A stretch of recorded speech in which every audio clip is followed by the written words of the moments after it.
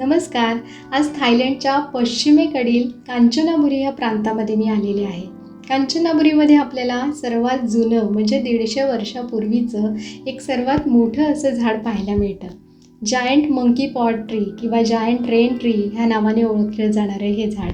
Rain tree म्हणजे पर्जन्य वृक्ष किंवा ज्याला आपण विलायती शिरीष किंवा खोटा शिरीष या नावाने सुद्धा ओळखतो. मूळचं दक्षिण अमेरिकेतील हे झाड, उष्णकटिबंधीय प्रदेशातील म्हणजे पेरू, मेक्सिको येथील हे झाड आजकाल आपल्याला भारतात सुद्धा सगळीकडे पाहायला मिळतं. तर थायलंडमधलं हे झाड इथे लिहिलेलं आहे बघा, जायंट मंकी पॉट ट्री.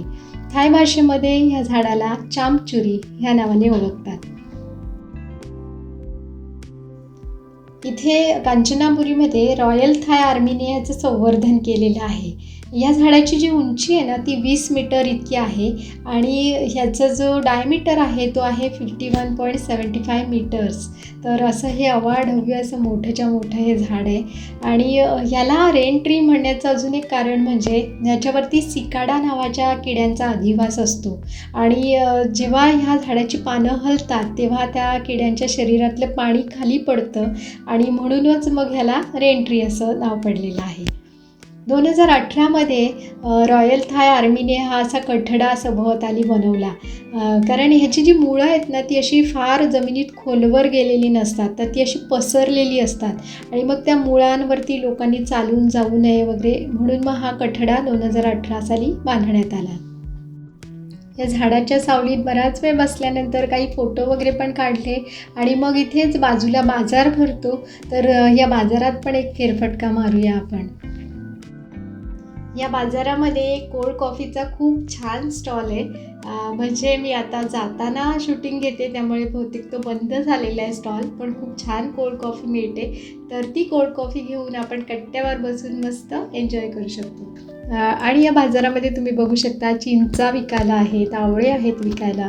तर कसं आहे ना की इथे कांचनाबुरीमध्ये खूप सारी चिंचेची झाडं आहेत, आवळ्याची झाडं आहेत आणि केळीच्या मोठमोठ्या बागा आहेत. त्यामुळे ना इथे ह्या बाजारामध्ये आपल्याला केळीचं लोंगर मिळतं, त्यानंतर पिकलेली केळी मिळतात. त्याचबरोबर ना ह्या चिंचेच्या पासून किंवा आवळ्यापासून केलेल्या कँडीज, जाम हे सगळे पदार्थ आहेत, वेफर आहेत केळ्याचे. तर हे सगळे पदार्थ इथे या बाजारामध्ये आपण घेऊ शकतो. आणि मुख्य म्हणजे ना या बाजारामध्ये आपल्याला शुद्ध मध मिळतं, तर ते सुद्धा आपण इथे घेऊ शकतो. हे जायंट रेन ट्री बघायला खूप सारे टुरिस्ट येतात, त्यामुळे ना सकाळी 8 वाजल्यापासून ते संध्याकाळी 5 वाजेपर्यंत हे सगळे स्टॉल्स इथे ओपन असतात. पण एक गोष्ट इथे येताना मुख्य लक्षात ठेवली पाहिजे आणि ती म्हणजे आपल्याला काय सवय असते की आपण ॲपवरनं कॅब बुक करतो आणि जाऊया असं ठरवतो. पण इथे कांचनाबुरीमध्ये हा प्रॉब्लेम आहे की आपण ॲपवरून जेव्हा कॅब बुक करायला जातो तेव्हा आपल्याला ती कॅब मिळतच नाही. म्हणजे इथे नाहीच आहे, पब्लिक ट्रान्सपोर्ट असं नाहीच आहे. त्यामुळे मग आपल्याला कंपल्सरी रिसॉर्टमध्ये आपण ज्या राहतो ना त्या रिसॉर्टवाल्यांशी बोलून आणि आपल्याला प्रायव्हेट व्हेकल बुक करूनच इथे यावं लागतं. कारण हे जे डिस्टन्स आहे ना म्हणजे मेन सिटी सेंटर आहे त्यापासून हे जवळजवळ 40 मिनटावरती आहे आणि पब्लिक ट्रान्सपोर्टच नसल्यामुळे मग आपल्याला कंपल्सरी प्रायव्हेट व्हेकलनीच इथे यावं लागतं.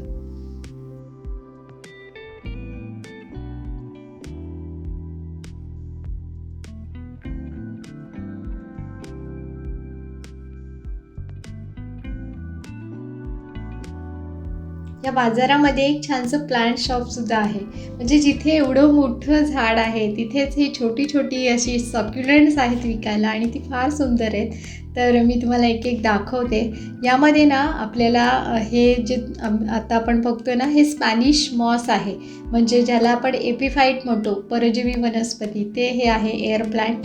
आणि त्यानंतर ही छोटी जी प्लांट दिसतात ना सक्युलेंट टाईप, तर ते कॉडेक्स प्लांट आहे. म्हणजे याचा जो बेस आहे ना तो असा बटाट्यासारखा असतो, तर ते कॉडेक्स प्लांट आहे. आणि त्याशिवाय इथे इतरही अनेक प्लांट्स आहेत. आता ही जी कॉडेक्स प्लांट आहेत ना यांच्या किमती पण 120 बाटपासून वगैरे अशा आहेत. तर खूप सुंदर आहे ती प्लांट्स. आणि त्याशिवाय इथे टेररियम आहेत, मी तुम्हाला दाखवते थांबा. अगदी छोटे छोटे काचेचे टेररियम आहेत, किती सुंदर आहेत बघा, अगदी छोट्याशा बॉटलमध्ये आहेत, हे खूप छान आहेत. खरं तर ना सगळं बघून झालेलं आहे. आता जायची वेळ झाली तरी पुन्हा एकदा मी झाडापाशी आले, एक छान नमस्कार केला आणि का कोण जाणे पण डोक्यामध्ये सतत आपलं रात्रीचे खेळ चाले या गूढ चांदण्यांचा तेच गाणं चालू होतं. ॲक्च्युली थोडंसं अजूनही प्रकाश आहे, तेवढी काही संध्याकाळ झाली नाही, पण आपलं सतत डोक्यात तेच चालू होतं आणि या झाडाची ही क्लिप घेताना सतत आपलं जाणवत होतं की एवढं मोठं 150 वर्षाचं आयुष्य या झाडाने उपभोगलं आहे आणि अजूनही तितकंच हिरवंगार टवटवीत आहे. तर किती उन्हाळे, किती पावसाळे, किती हिवाळे ह्याने पाहिलेत, सोसलेत. तर असंच असावं नाही का माणसाचं सुद्धा आयुष्य. म्हणजे आपण नाही का एखाद्याला नमस्कार करतो ज्येष्ठांना किंवा आपल्याला कोणी करतं तेव्हा आपण म्हणतो ना उदंड आयुष्य लाभू दे. तर ते उदंड आयुष्य मी आज डोळ्याने पाहत होते आणि असं वाटलं की असं छान आयुष्य असावं, असं दिमाखात उभं असावं आणि मस्त असं हिरवंगार टवटवीत जगावं. तुम्हाला हा व्हिडिओ कसा वाटला नक्की कळवा आणि व्हिडिओला नक्की एक लाईक करा, शेअर करा आणि चॅनलला सबस्क्राईब करा. आपण भेटूया पुढील व्हिडिओ. तोपर्यंत नमस्कार.